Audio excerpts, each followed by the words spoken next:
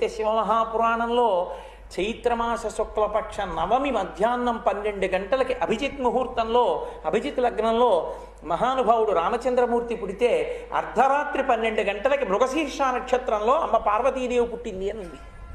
కానీ సంప్రదాయంలో లోకంలో చేయడం మాత్రం మనం అష్టమి నాడు చేస్తాం. చైత్రమాసంలో వచ్చేటటువంటి శుక్లపక్ష అష్టమి పార్వతీదేవి యొక్క ఆవిర్భావ దినం. అందుకే వసంతకాలంలో వచ్చేటటువంటి వసంత నవరాత్రులు కూడా కలశపెట్టి అమ్మవారిని ఆరాధన చేయడం.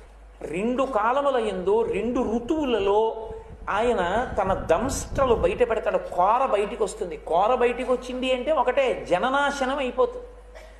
అందుకే దావృతువు ఆ 2 ఋతువులు కూడా యమదంస్ట్రాఖ్యే యమదంస్ట్రలు అంది దేవీ పురాణం.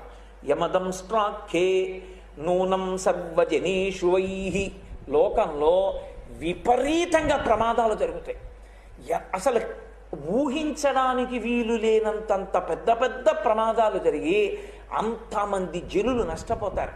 ఇప్పుడు శారదా నవరాత్రుల ప్రారంభంలో ఈ 9 రోజులు, అలాగే వసంత ఋతువులో చైత్రమాసం ప్రారంభమైనటువంటి మొదటి 9 రోజులు యమధర్మరాజు గారి దంస్ట్ర పైకొచ్చిన కారణంగా